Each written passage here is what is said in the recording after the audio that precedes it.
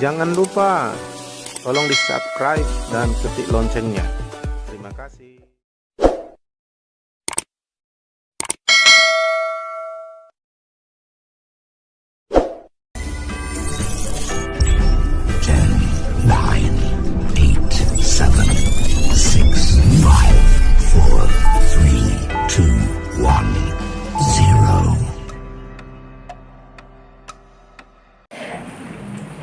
Poin yang ke-6, kembali kita lihat itu ada di Roma pasal yang ke-8 di ayat yang ke-15. Roma 8:15 kita baca, sudah bisa perhatikan di situ. Sebab kamu tidak menerima roh perbudakan yang membuat kamu menjadi takut lagi, tetapi kamu telah menerima roh yang menjadikan kamu anak Allah. Oleh roh itu kita berseru, ya Aba, ya Bapa. Jadi yang keenam, apa yang terjadi dalam hidup kita saat kita hidup di dalam roh adalah roh itu membawa kita berseru, ya Aba, ya Bapa. Amin. Roh yang diam di dalam kita itu, saudara, membawa kita berseru, ya Aba, ya Bapa. Maksudnya ini adalah kita dibawa pada keintiman yang dalam dengan Bapa itu. Kita dibawa oleh roh untuk menyembah dia di dalam roh dan kebenaran. Ada keintiman, ada kedekatan, ada kemesraan di antara kita dengan Bapa. Kenapa kita sebut dia Bapa? Karena kita anak. Saya ingin membagi sedikit tentang penyembahan dulu. Mari kita buka Yohanes pasal yang keempat. Karena hidup di dalam roh akan membawa kita berseru. Roh itu akan membawa kita berseru, ya Aba, ya Bapa. Karena Aba itu adalah nama kedekatan kepada Bapa, nama keintiman, kedekatan. Aba itu private, hubungan keluarga. Aba. Jadi ini maksudnya Roh Kudus akan membawa kita dekat dengan Bapa, intim dengan Bapa. Bisa paham maksud saya? Dan kalau kita intim dengan Bapa, kita akan menyembah Bapa. Paham maksud saya? Bisa mengerti, saudara? Jadi orang yang hidup di dalam roh akan masuk ke dalam dimensi penyembahan yang sejati. Dia menyembah Bapa itu dalam roh dan kebenaran. Yuk kita lihat dulu Yohanes pasal yang keempat. Nah, saya sedikit membagikan di ayat yang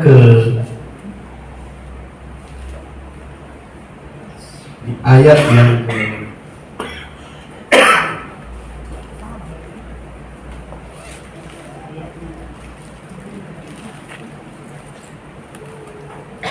ayat 23. Mari kita baca di situ. Ya. Perhatikan baik-baik, saya baca. Tetapi saatnya akan datang dan sudah tiba sekarang bahwa, perhatikan Bapak Ibu, penyembah-penyembah benar. Berarti ada penyembah-penyembah salah tuh. Penyembah-penyembah benar akan menyembah Bapa. Jadi penyembahan yang benar itu adalah bagi mereka yang disebut anak. Mereka yang belum menjadi anak Allah tidak akan masuk ke dalam penyembahan yang benar. Karena dia disebut Bapa. Jadi penyembahan yang benar tidak untuk semua orang. Dalam roh itu, dalam posisi kita yang baru. Karena posisi kita yang baru adalah anak Allah. Penyembah yang benar itu bukan ritual. Makanya kita tidak ada liturgis untuk menyembah Allah. Tidak ada liturgis. Karena liturgis itu tidak roh. Paham maksud saya?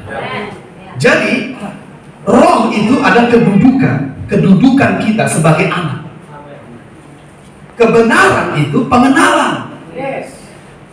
Bisa mengerti maksud saya? Bisa paham? Oke, kenapa diam ya? Kalau kita perlu bahasa roh lagi.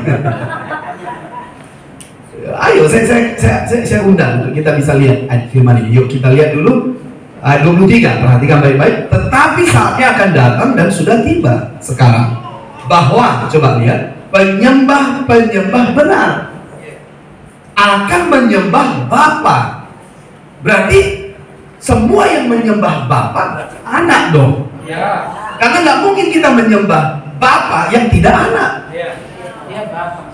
Yes. Dan untuk menjadi anak Bapa, kita harus dilahirkan dari Roh. Ya. Bisa paham maksud saya? Makanya kita bisa menyembah Dia di dalam Roh, kedudukan kita yang baru. Yes. Itu menyembah Dia dalam Roh, bukan rasa Roh. Dalam kedudukan kita yang baru sebagai anak Allah. Dan kebenaran itu pengenalan. Makanya ketika kita mengenal Dia oleh firman yang datang, kita tersungkur, kita memuji. Jadi dasar daripada kita menyembah, respon kita memuji karena kita mengenal. Bagaimana kita menyembah nggak kenal? Karena menyembah itu artinya tersungkur. Tersungkur karena kita melihat kemuliaan.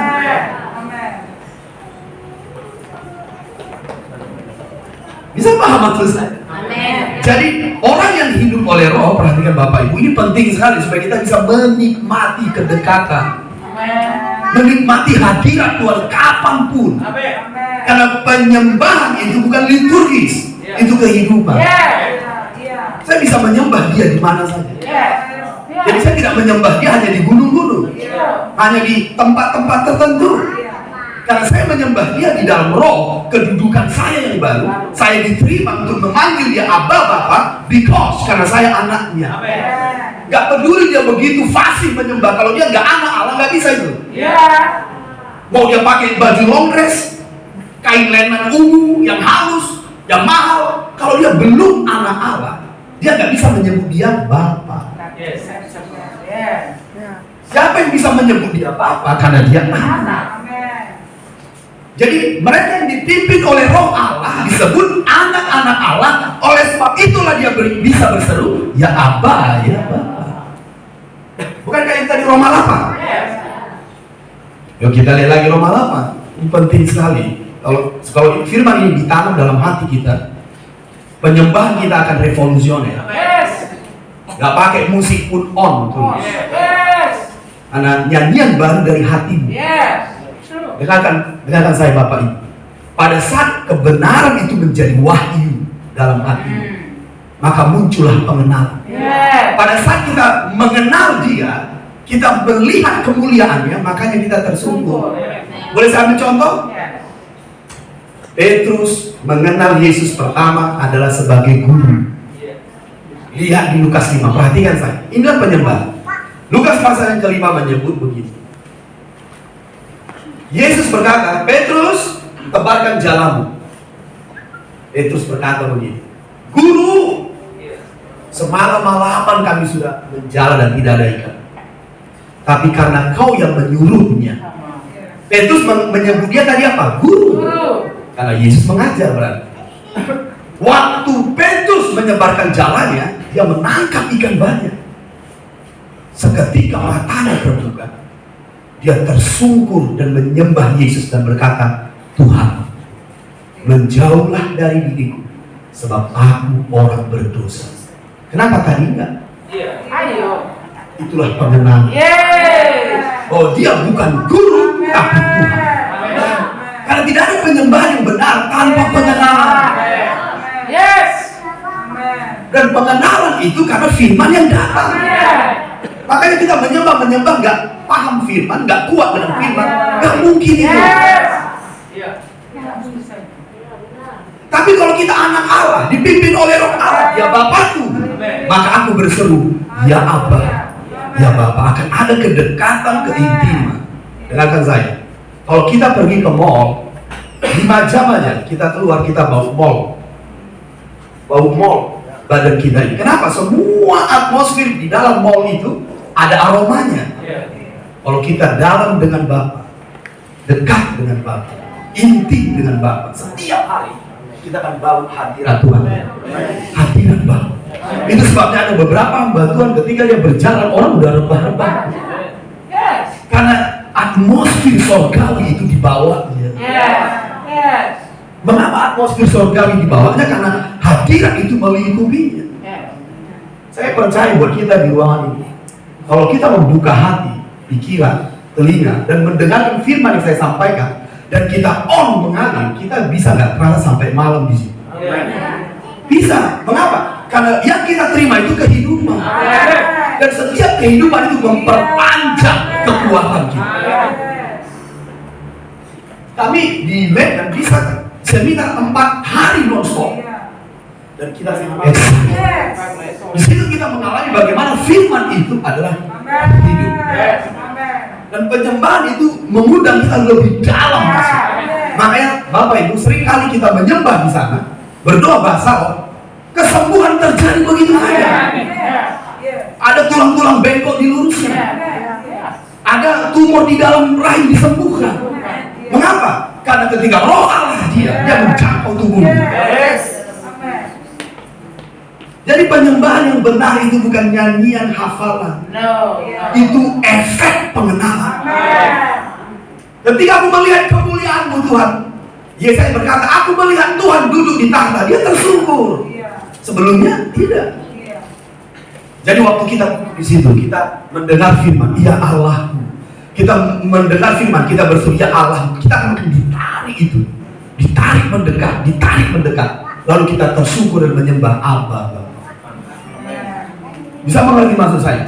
Nah, jadi kalau kita hidup di dalam roh, kita akan dibawa roh itu berseru, ya Abba, Bapa. Apa maksudnya? Keintiman, kedekatan, kemesraan. Amin. Oke, inilah efek break ya. Efek break, agak diam sedikit. Efek kopi ya. Harusnya kopi buat on dong. Kita terlalu banyak makan kue ya. Roh penurut daging lemah. Bisa exciting? Oke, baik. Apa itu nomor 6? Roh itu akan membawa kita berseru, ya Abba, ya Bapa. Maksudnya kedekatan, keintiman, kemesraan. Kita dibawanya menjadi penyembah yang benar. Haleluya. Baik, yang ke-7 ayat yang ke-16. Mari kita lihat yang ke-7 ayat yang ke-16. Roh itu bersaksi bersama-sama dengan roh kita bahwa kita adalah anak-anak Allah. Jadi pada saat kita hidup dalam roh, dalam dimensi ini, poin yang ke-7 adalah roh yang di dalam kita bersaksi bersama dengan roh kita. Itu yang kita alami. Nomor 7, roh itu bersaksi bersama-sama dengan roh kita. Itu yang akan kita alami kalau kita hidup dalam roh. Roh itu bersaksi bersama-sama dengan roh kita. Apa ini maksudnya? Kita memiliki keyakinan yang kokoh. Keyakinan yang kokoh. Bahasa Inggrisnya ini strong conviction. Keyakinan yang kokoh, iman yang teguh, tak tergoncangkan. Bahwa kita yakin kita anak Allah. Banyak orang tidak percaya diri bahwa dia anak Allah. Tidak teguh imannya kalau Allah menyertainya, kalau Allah menolongnya. Tuhan, karena ini naik pesawat terbang, muncul ketakutan. Sebelum naik pesawat terbang dia berdoa, Tuhan sertai aku Tuhan, tolong aku supaya sampai tujuan Tuhan. Kenapa dia harus berdoa? Apakah dia nggak yakin Tuhan menyertainya sekalipun naik pesawat terbang? Kenapa kita harus berdoa ketika naik pesawat terbang? Bukankah dia selalu menyertai kita? Nah, kenapa kita selalu ragu akan penyertaan, perlindungan? Kenapa kita selalu ragu kenapa doa kita dijawab? Kenapa kita selalu ragu waktu kita mendoakan orang sakit nggak sembuh? Karena kita kurang yakin. Tapi kalau kita hidup dalam roh, roh yang di dalammu dan rohmu akan bersaksi bersama. Ini yang disebut keyakinan yang tak tergoncang. Makanya orang yang hidup dalam roh akan sampai ke garis akhir dari perjalanan. Katakan keyakinan yang kokoh. Percaya diri 100%.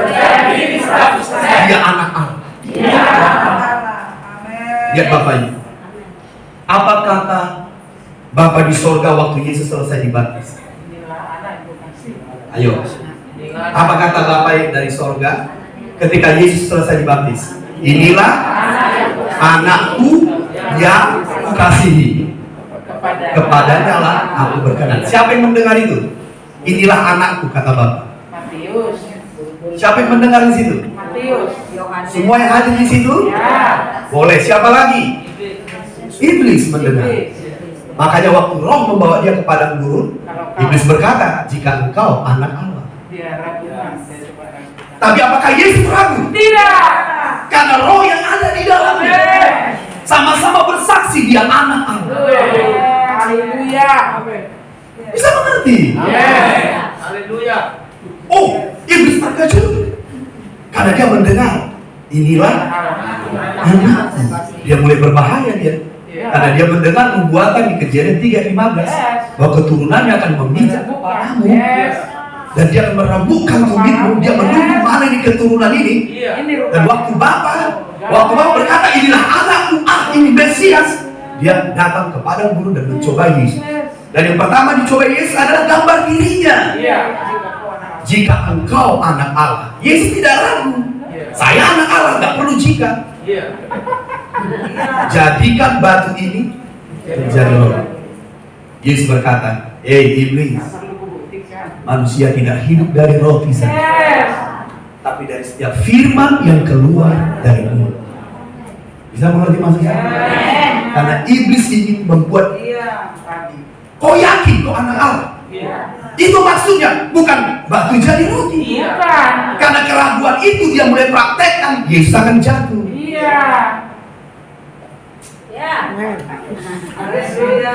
Banyak pencobaan kita ini karena gambar diri. Jika engkau anak Allah, jadi cobaan iblis kepada Yesus, Yesus ragu dia anak Allah atau enggak? Buktikan coba. Batu jadi roti, bukan batu jadi rotinya, tapi keraguannya. Betulkah kau percaya kau anak Allah sekalipun kau sudah mendengar? Yesus percaya, makanya berkata, tidak, iblis. Lalu iblis membawa dia lagi ke bait suci, ke tempat yang tinggi. Jika engkau anak Allah, lagi kata, lompatkan dirimu, terjunkan dirimu ke bawah, sebab ada tertulis, malaikatnya akan menatang kakimu. Yesus berkata, jangan mencoba Yona. Dia yakin tetap dia anak Allah. Tidak perlu bukti, aku yakin. Orang percaya selalu pengen bukti. Bisa mengerti? Dia hamba Tuhan yang besar kalau dia bisa menyembuhkan. Apa bedanya kita dengan orang Farisi? Buktikan kau anak Allah. Tidak, kita tidak perlu bukti kita anak Allah. Kita anak Allah. Haleluya. Coba, saya punya anak, 3 anak saya. Pernahkah saya berkata kepada anak saya yang paling besar, buktikan kau anak Allah? Orang semua tahu dari wajahnya mirip. Gak perlu dibuktikan. Ini spirit perjanjian lama. Ketika melihat mujizat mereka percaya. Ketika melihat tanda-tanda mereka percaya. Iman itu keyakinan di batinmu. Lihat Sadrak Mesak Abednego. Nebukadnezar, sekalipun Allahku tidak menolongku, aku tidak akan menyembah batu. Kita tidak perlu bukti, kita yakin di batin. I am the sons of God. Bagaimana kita bisa memiliki kehidupan seperti ini? Hidup dalam Roh. Jika kau anak Allah, yang dites iblis apa? Mujizatnya bukan, keraguan. Betul percaya. Baik. Banyak heboh di ruangan ini jadinya kayaknya. Yang ke-8. Siap yang ke-8? Ini bisa lebih heboh loh, hati-hati.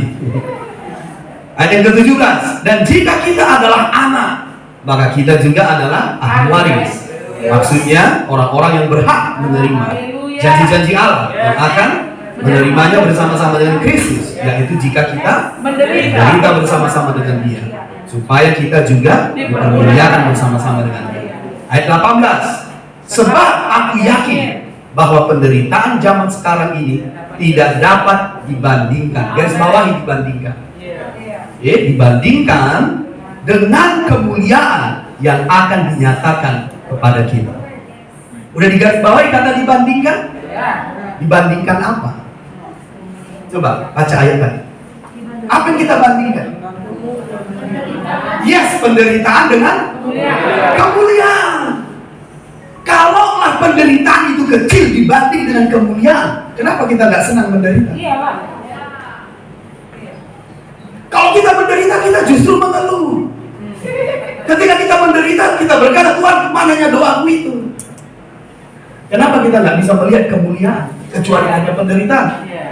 Karena kita nggak hidup dalam roh.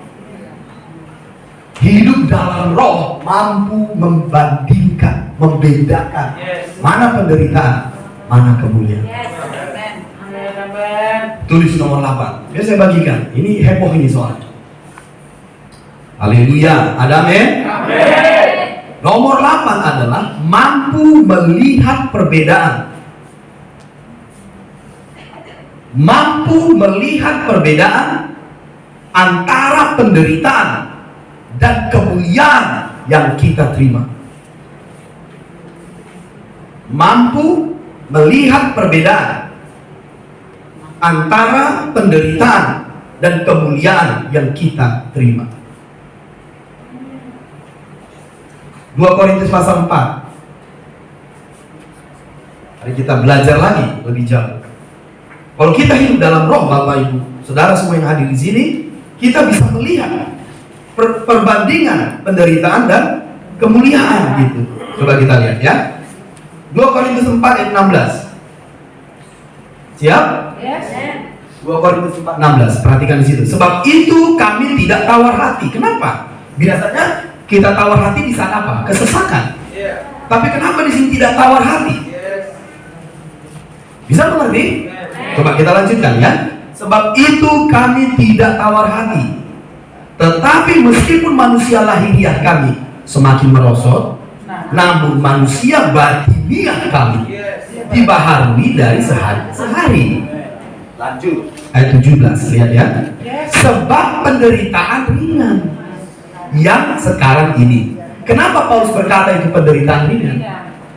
Dia bisa membedakan. Amin. Karena dia bisa membedakan, dia tidak tawar hati. Iya. Bahwa kemuliaan yang akan diterimanya setelah penderitaan jauh lebih besar. Kenapa kita tidak mau? Haleluya. Haleluya. Mari biar saya ajari, yuk ayat 17. Karena kita seringkali mengeluh karena ada tekanan masalah. Kita tidak bisa melihat kemuliaan yang kita terima setelah itu. Makanya kita mandele.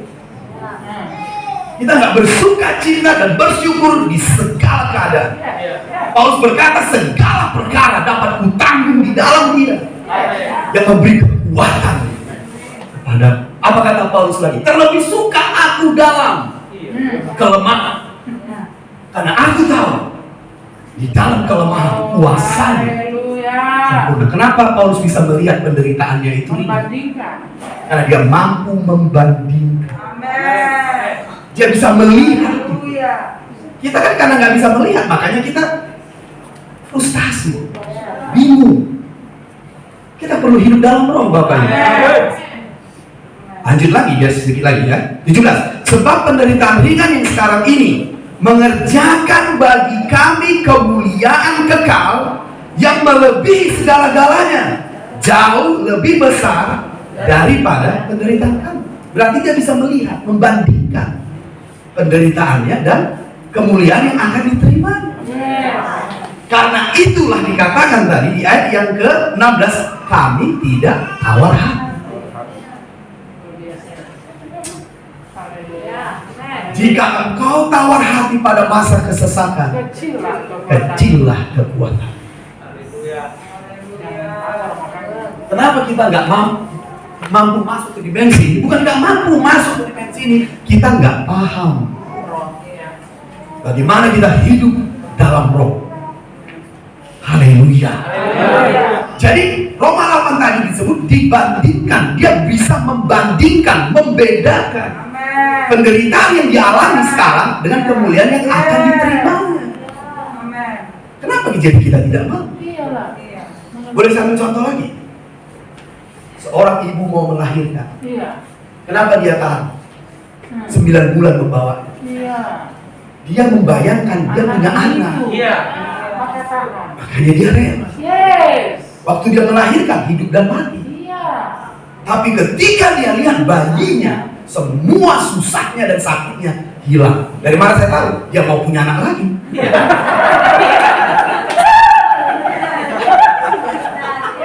Itulah keajaiban.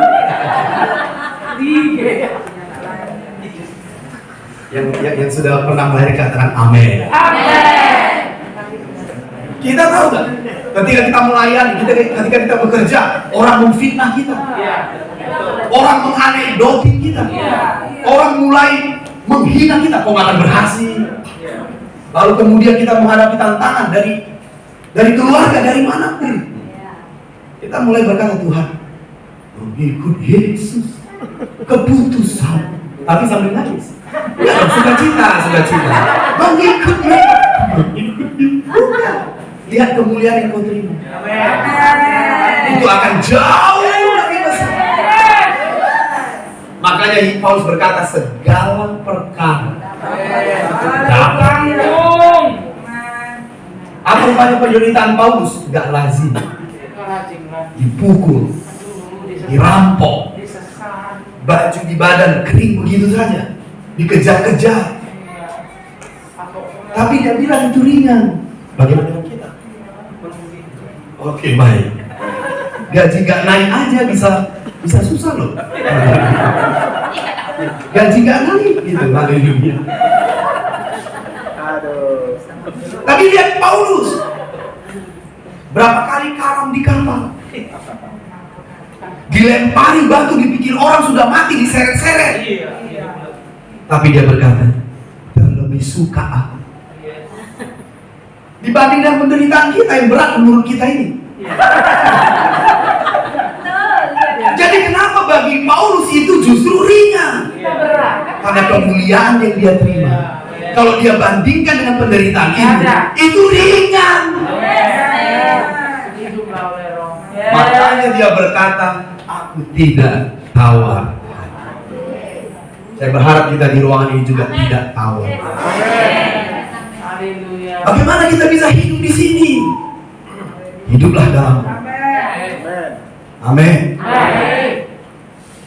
Nomor 9. Amin. Nomor 9 itu ada di ayat yang ke 23. 23. Saya baca. Dan bukan hanya mereka saja, tetapi kita yang telah menerima karunia sulung roh, kita juga mengeluh dalam hati kita sambil menantikan pengangkatan sebagai anak, yaitu pembebasan tubuh kita. 24. Sebab kita diselamatkan dalam pengharapan, tetapi pengharapan yang dilihat bukan pengharapan lagi. Sebab bagaimana orang masih mengharapkan apa yang dilihatnya. Jadi nomor 9 itu ayat 24. Sebab kita diselamatkan dalam pengharapan. Jadi nomor 9 adalah hidup dalam pengharapan. Orang yang hidup dalam roh, hidup dalam pengharapan. Apa yang ada di Yeskel pasal 37? Ada yang ingat? Tulang-tulang kering di lembah. Apa maksudnya itu kata Tuhan? Pengharapan yang hilang. Jadi apa itu lagunya? Keringkan tulang, hati yang gembira adalah obat. Oke, tapi semangat yang patah, keringkan tulang. Orang semangatnya patah karena nggak ada pengharapan. Makanya Yesus menyebut dia seperti tulang yang kering. Jadi kalau kita pun begitu, kalau pengharapan kita tidak terjagai, kita nggak semangat lagi. Datang gereja, melayani, nggak semangat kita. Habis pengharapan. Kalau orang hidup dalam roh, pengharapannya terjaga. Siapa yang tahan dan tidak mati-mati menunggu Yesus? Simeon, masih ingat namanya? Allah sudah berfirman pada dia tidak akan mati. Yes. Sampai dia melihat Yesus. Itulah pengharapan. Kalau pengharapanmu tetap berkobar, bagaimana kau mati? Karena pengharapan itulah kehidupan. Tidak, aku mau melihat Yesus. Simeon tetap hidup. Tapi ketika dia menatang bayi Yesus, dia berkata, "Ya Allah, hambamu ini siap untuk pergi." Karena mereka yang hidup dalam roh, hidup dalam pengharapan, semangatnya akan selalu menyala. Jadi kalau kita melayani, datang udah terlambat, sorry, datang terlambat, pulang lebih cepat. Saya yakin, coba tanya, apa sih pengharapanmu? Tapi kalau pengharapan kita menyala, semangat kita menyala, belum jam 9, jam 8 dari sini. Saya ingat dulu tahun 94 saya bertobat. Kita senang dulu disuruh doa semalam. Saya pernah sakit hati Bapak Ibu ketika nggak diikutkan retret. Udah uangnya uang saya, waktunya waktu saya, nggak diikutkan retret. Saya nggak suka, saya mau pengen retret. Disuruh doa semalaman senang sekali. Karena saya tahu sukacita saya dalam Yesus. Meledak-ledak. Tapi coba kita lihat orang percaya sekarang. Kenapa semangat itu menurun? Coba cek pengharapan. Apakah sudah di dunia atau masih dalam Yesus? Kenapa itu bisa bergeser? Oh, hatinya dia perlu hidup dalam roh. Saya banyak menyaksikan teman-teman saya dulu di awal-awal bertobat start. Saya sudah lihat mereka di dunia banyak. Saya yakin pengharapannya sudah dibunuh. Pergi ke dunia, tidak lagi di dalam Yesusku, kasih hatiku. Kenapa itu tidak terjaga itu? Karena kita nggak hidup dalam. Hidup dalam roh akan menjaga pengharapan. Sampai Yesus datang. Sampai garis akhir. Semangatku tidak akan berubah. Katakan semangatku mengikuti Yesus tidak berubah. Menyala-nyala. Sekalipun melewati air, aku tidak akan hanyut. Sekalipun aku melewati api, aku tidak akan hanyut. Haleluya. Amin, amin. Itulah mereka yang hidup di dalam roh. Baik, lanjut lagi. Poin berapa sekarang? Poin 10. Saya sampai poin 11. Setelah itu kita makan siang. Selesai. Oke, baik. Ayat 25. Tetapi jika kita mengharapkan apa yang tidak kita lihat, kita menantikannya dengan tekun. Kita lihat di situ kata menantikan dengan tekun. Jadi orang yang hidup dalam roh, hidup dalam ketekunan. Dia akan mampu tekun berhari-hari. Dia akan tetap tekun. Bukan naik turun, bukan berubah-ubah, tapi daily, tiap hari dia akan bekerja terus, bekerja lagi, bekerja terus, melayani lagi, melayani terus. Karena mereka akan mampu hidup tekun. Jadi hidup dalam pengharapan, hidup dalam ketekunan. Yang terakhir, nomor 11. Nanti kita sambung lagi ya poin-poinnya. Sampai berapa tadi saya sebut? 14. Sampai 14.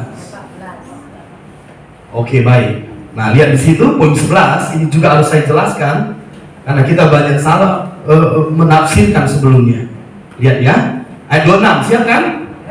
Demikian ayat 26. Demikian juga roh membantu kita dalam kelemahan kita. Sebab kita tidak tahu bagaimana sebenarnya harus berdoa. Tetapi roh sendiri berdoa untuk kita kepada Allah dengan keluhan-keluhan yang tidak terucapkan. Nomor 11 adalah membantu kita dalam kelemahan kita.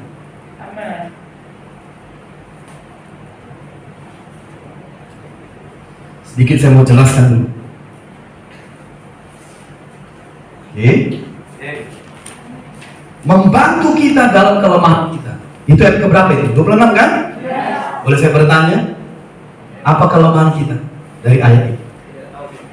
Coba untuk Bapak Ibu semua, apa kelemahan kita kalau kita lihat di ayat ini? Tidak tahu berdoa. Emangnya tidak tahu berdoa itu seperti apa? Saya pikir saya tahu berdoa. Saya tinggal lipat tangan. Saya tinggal tundukkan kepala. Saya akan memanggil dia Bapa yang baik. Saya tahu kan berdoa. Apakah itu kelemahan? Coba cek, coba Bapak Ibu. Apa kelemahan kita? Menurut saya itu bukan tidak tahu berdoa. Anak saya yang paling kecil lebih paham lagi berdoa. Dia begini. Sakarabaka, sakarabaka, sakarabaka. Tuhan Yesus, aku mau tidur, beri mimpi indah. Amin. Tidur dia. Coba. Apakah itu kelemahan? Anak kecil pun tahu berdoa. Mama saya di kampung kalau berdoa, kayak saja lama sekali. Apalagi kalau ikannya enak bergumul saya. Karena saya pengen makan. Dia lama sekali. Ya, kita juga kadang ya. Kadang-kadang udah berdoa bersyafaat kita. Sampai orang yang di Afrika pun kita doakan. Kita udah amin. Kenapa nggak didoakan sebelum makan gitu ya? Di rumah gitu kan? Pas makan, oke baik, oke sorry. Kita gak usah bahas itu dulu ya. Nanti saya jadi dicemooh nanti. Nanti lah di rumah. Saya mau bertanya, apa kelemahan kita? Coba di situ ada. Coba. Apalah kelemahan kita? Gak tahu berdoa? Saya pikir tidak. Kelemahan kita di situ disebut karena kita tidak tahu. Tidak tahu jawaban dan solusi saat kita kena masalah. Iya. Itulah kelemahan kita. Karena kita tidak tahu hari esok. Tapi Roh Kudus tahu.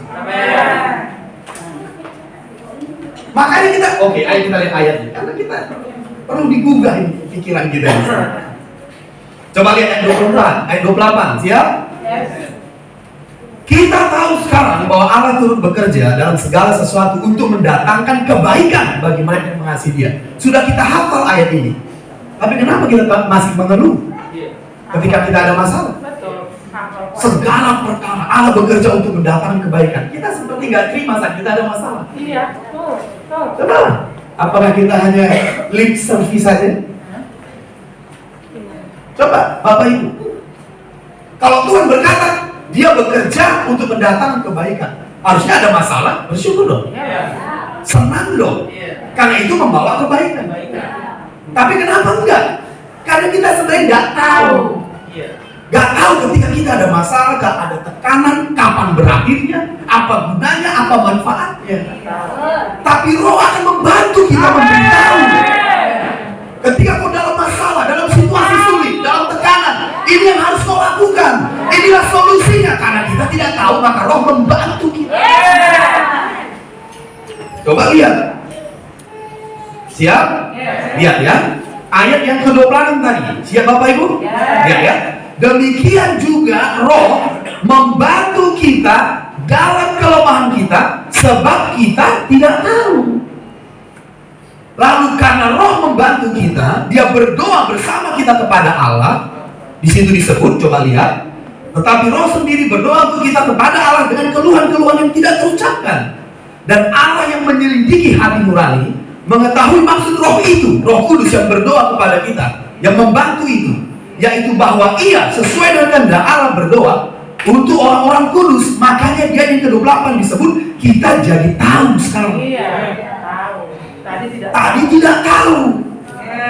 Tapi pada saat Roh membantu kita, bersama dengan Roh kita berdoa kepada Allah, kita jadi tahu. Ketika kita menjadi tahu, maka kita, oh iya ya, Allah bekerja untuk kebaikan. Karena kita tidak tahu segala sesuatu. Boleh saya ambil contoh? Coba, ini ruangan tertutup. Kita matikan lampu. Apa yang muncul? Banyak kan? Bingung lah bertanya. PLN kah yang putus kan? Orang kah yang sabotase? Atau listriknya kah yang lagi putus? Selama kita tidak tahu, bingung nggak kita di ruangan? Bingung. Tapi kalau kita tahu bahwa PLN memutuskan hanya 5 menit, tenang nggak kita? Tenang. Karena kita tahu. Banyak kita bingung dalam tekanan, kesulitan, masalah. Itu karena kita tidak tahu. Tapi Roh Kudus, Roh yang tahu segala sesuatu, akan memberitahu kita. Ini lakukan, ini suara. Makanya kadang hamba-hamba Tuhan di masa lalu, dia berdoa. Aku melihat seperti ini. Ketika dia sharing, ini nubuatan untuk jangan takut. terima aja pekerjaan ini. Allah akan memakaimu di sana. Karena dia berpikir, ini ku terima atau enggak pekerjaan ini? Itu kan kebingungan. Roh kebenaran tidak membuat bingung. Tapi kalau kita diberi roh profetik, roh nubuatan, roh kudus mengilhami kita dalam mimpi dan penglihatan, kenapa kita jadi bingung?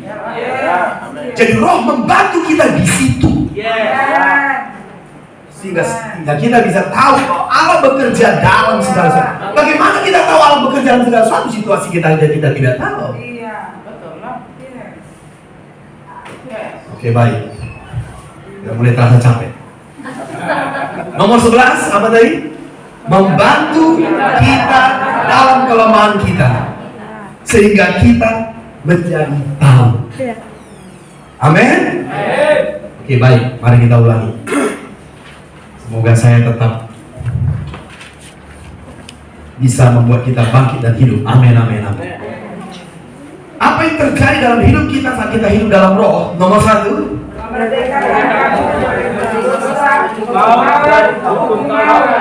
oke, apa yang terjadi dalam hidup kita saat kita hidup dalam roh? Nomor 2,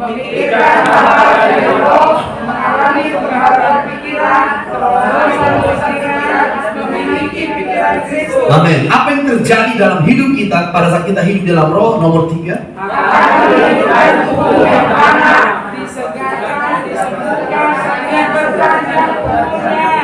apa yang terjadi dalam hidup kita saat kita hidup dalam roh? Nomor 4,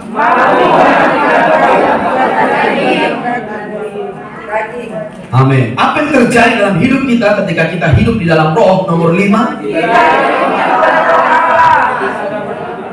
kita dapat hidup taat. Amin. Apa yang terjadi dalam hidup kita saat kita hidup di dalam roh? Nomor 6,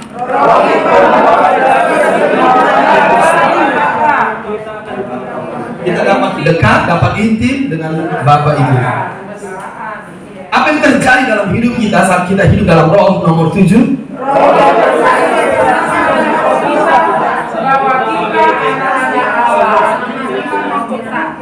amin. Apa yang terjadi dalam hidup kita saat kita hidup dalam roh? Nomor 8,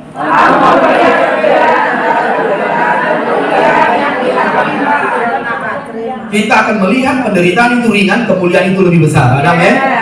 Apa yang terjadi dalam hidup kita saat kita hidup dalam roh? Nomor 9, hidup dalam pengharapan. Apa yang terjadi dalam hidup kita saat kita hidup dalam roh? Nomor 10, yes, kita hidup dalam ketekunan. Apa yang terjadi dalam hidup kita saat kita hidup di dalam roh? Nomor 11, kita menjadi tahu. Situasi sulit, tekanan, masalah, kompleksitas hidup, menikah, ini jodohku atau tidak, kita dapat tahu. Karena roh membantu kita di sini. Apa katanya Roh Kudus? Salah satu tugas yang dia terima dari Yesus saat diutus bagi kita, dia akan memberitahukanmu hal-hal yang akan datang. Bisa mengerti maksud saya? Jadi nomor 12 dan seterusnya kita akan sambung setelah break siang. Mari kita bangkit berdiri. Mari kita angkat tangan kita ke surga. Mari kita materaikan firman yang kita dengar ini di hati kita, menjadi benih yang hidup, menjadi gaya hidup, menjadi pikiran, menjadi keyakinan, menjadi iman. Mari angkat tanganmu saudaraku yang kekasih di dalam Tuhan, dan mari kita berdoa 1-2 menit di dalam roh. Demi nama Yesus,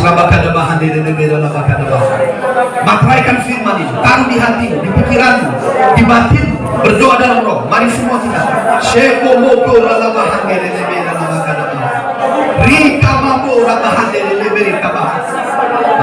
Oh Roh Kudus, tolong kami. Roh Kudus, bawa firman ini di hati kami. Roh Kudus, lingkupi kami dengan kasih karunia, untuk kami bisa memahami, mengerti firman ini. Firman ini ajaib, firman ini luar biasa, demi nama Yesus. Oh, rasobobo kabahan. Ayo semua kita berdoa lebih kuat, lebih sungguh-sungguh. Demi nama Yesus, sendo bodo laki bahan lebih. Ni mato semua ye kabahan lebih. Demi nama Yesus. Lenda bahan lebih dalam kata. Shoko bodo bahan lebih. Demi nama Yesus. memberkati hati kami dan bawa kami ke level yang baru, bawa kami ke dimensi yang baru, bawa kami lebih jauh dalam rencana dan tujuan demi nama Yesus. Mari Bapak Ibu angkat tangan, saya ingin memberkatimu sekarang demi nama Yesus. Aku memberkatimu di dalam nama Yesus dengan roh wahyu, roh hikmah, roh pengertian, roh keperkasaan dari Allah Bapa kita menyertaimu, memenuhimu demi nama Yesus, sehingga hikmat yang tersembunyi dari Allah Bapa, hikmat yang dari sorga akan turun dengan lembut di batinmu, di hati, dan akan membangkitkan hidupmu, pelayananmu, pekerjaanmu, keluargamu, anak-anakmu demi nama Yesus. Turunlah berkat kuatasmu, dan biarlah doa ini nyata atas terpujilah Tuhan, terpujilah Tuhan, terpujilah dalam nama Yesus. Kita yang percaya dan diberkati sama-sama berkata amin. Berikan tepuk tangan.